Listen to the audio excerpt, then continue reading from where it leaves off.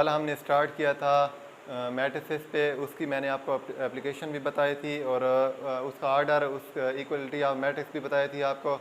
आज हम इससे रिलेटेड जो कुछ क्वेश्चन है वो हम कर लेते हैं।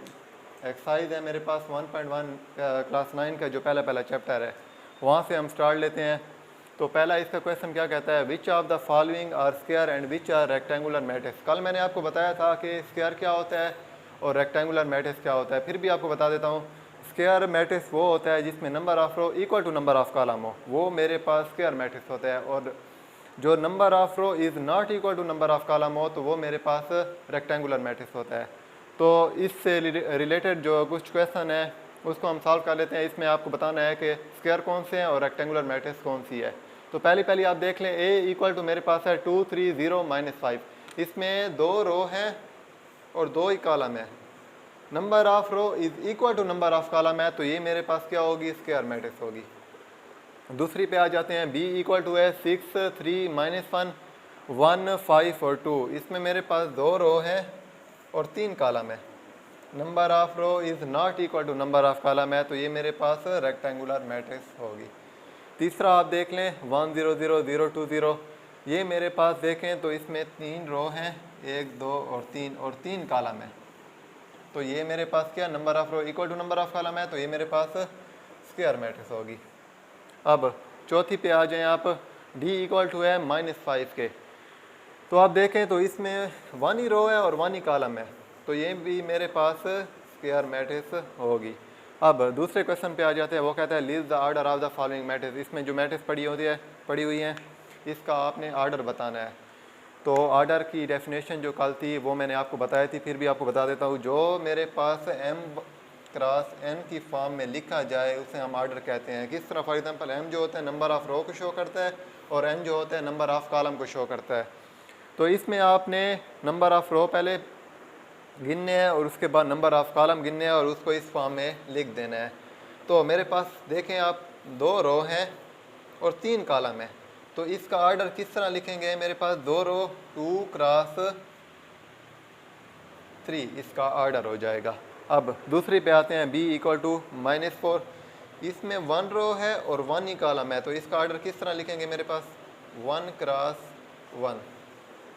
तीसरी पे आ जाएं, तीसरी मेरे पास है c इक्वल टू 2 3 -1 1 2 और 5। इसमें मेरे पास 2 रो हैं और 3 कॉलम है, ये भी इस शेप की है।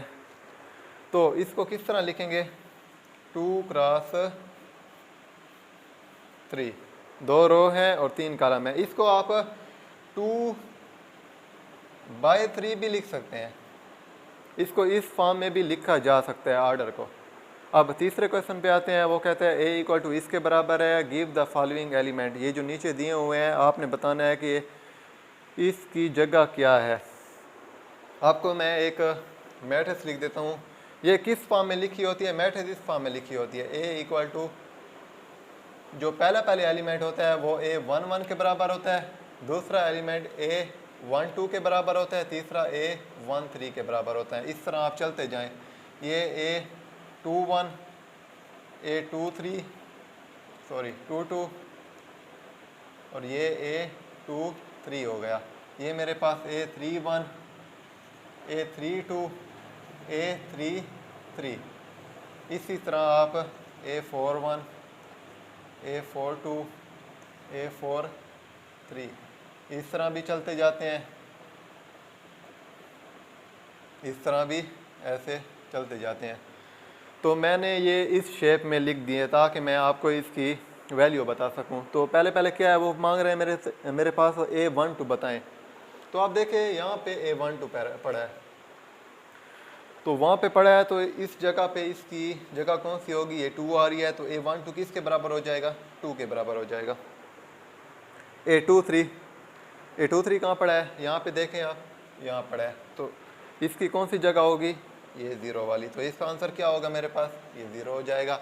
इसी तरह आप a32 देख लें, a32 कहाँ पड़ा है, वहाँ पे देखें तो a32 यहाँ पे पड़ा है और इधर कहाँ पे पड़ा होगा, यहाँ पे, तो इसका आंसर क्या आ जाएगा, मेरे पास 1 आ जाएगा। और इसी तरह a43 वो देखें तो यहाँ पे इसका आंसर 6 आ रहा है, तो a43 6 हो जाएगा। तो ये मेरे पास आंसर है। इसके बाद हम आगे नेक्स्ट क्वेश्चन स्टार्ट करते हैं। इसके बाद मेरे पास क्वेश्चन नंबर 4 है, which of the following matrix are equal. मैंने आपको कल बताया था कि इक्वल मैट्रिक्स कौन सी होती है। जिसने भी वीडियो नहीं देखी वो पीछे जाके मेरे वीडियो में देख सकता है। तो इक्वल मैट्रिक्स फिर भी मैं आपको बताता चलूँ कि इक्वल मैट्रिक्स वो होती है जिसका ऑर्डर भी सेम हो और उसकी एलिमेंट की पोजीशन भी सेम हो। तो इसमें वो देखें वो कह रहा है कि मेरे पास चार मैट्रिक्स दी हुई हैं, इसमें आपने बताना है कि इक्वल मैट्रिक्स कौन सी होती है। तो पहले मैं देख लेता हूँ ए मैट्रिक्स को। ए को देखें 2 5 1 3। इक्वल मैट्रिक्स हम इसमें वो वाली ढूंढेंगे जिसमें मेरे पास उसका ऑर्डर भी सेम होना चाहिए और उसकी एलिमेंट की पोजीशन भी सेम होनी चाहिए, मतलब एलिमेंट भी सेम होने चाहिए। तो अब देखें इसका ऑर्डर तो 2 2 है, इसका ऑर्डर 2 2 है, सबका ऑर्डर भी 2 2 है। तो सेम मैट्रिक्स हमने ढूंढनी है। तो ए देखें मेरे पास है 2 5 1 3 है। यहाँ पे देखें 2 5 4 और 3 है, यहाँ 1 3 है, यहाँ 4 3 है, मतलब ये इसके इक्वल नहीं है। बी तो ख़त्म हो गई। सी को देखें 1 + 1, इसको सॉल्व कर लेते हैं। ये क्या हो जाएगी मेरे पास, ये 2 हो जाएगी, ये 5 4 और 3। तो ये देखें इसके इक्वल है, नहीं है। 2 5 4 3 है, ये 2 5 1 3 है, ये भी इसके इक्वल नहीं होगी। अब डी को देख लें, डी मेरे पास है, इसको भी सॉल्व कर लेते हैं। किस तरह आ जाएगा मेरे पास, ये हो जाएगा 2 4 + 1 5 हो जाएगा, ये 1 और ये 3 हो जाएगा। तो इसको देखें डी को, ये है 2 5 1 3, ये भी है 2 5 1 3। तो इधर मैं लिखता हूँ कि ए जो मैट्रिक्स है वो इक्वल है डी के। अब बी को देख लें, बी 2 5 4 3 है, ये भी 2 5 4 3 है। तो बी मैट्रिक्स जो होगी वो किसके इक्वल होगी, सी के इक्वल होगी। तो ये मेरे पास सॉल्व हो गया। इसके बाद हम देखते हैं ये वाला क्वेश्चन। ये कहता है कि let A equal to 2 -3 u और 0 and b equal to v -3 5 w for what value of u v and w are a and b are equal. वो कहता है कि अगर a और b इक्वल मैट्रिक्स हैं, मतलब कि इक्वल है, a इक्वल टू b है, तो मुझे u v और w की वैल्यू बताओ। किस तरह हम बताएंगे, हम इधर कर लेते हैं। मैंने सोल्यूशन में लिखा है a इक्वल टू b है, a इक्वल टू b है तो ये मैट्रिक्स इसके इक्वल होगी।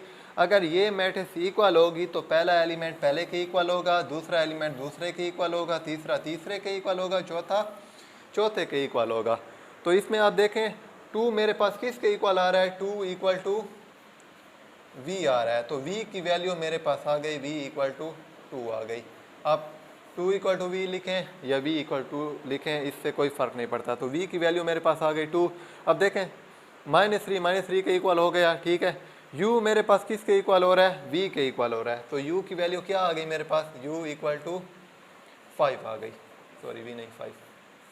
तो ये 5 के इक्वल हो गया, u की वैल्यू भी निकल आई, v की वैल्यू भी निकल आई। अब तीसरा देखें w किसके इक्वल आ रहा है, 0 के इक्वल आ रहा है। तो w की वैल्यू क्या हो जाएगी, 0 हो जाएगी। तो मेरे पास 3 वैल्यू निकल रही है।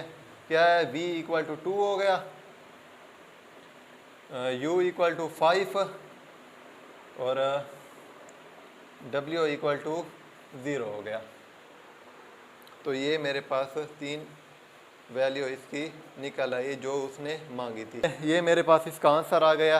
तो इंशाल्लाह कल हम इसे आगे स्टार्ट करेंगे। शुक्रिया।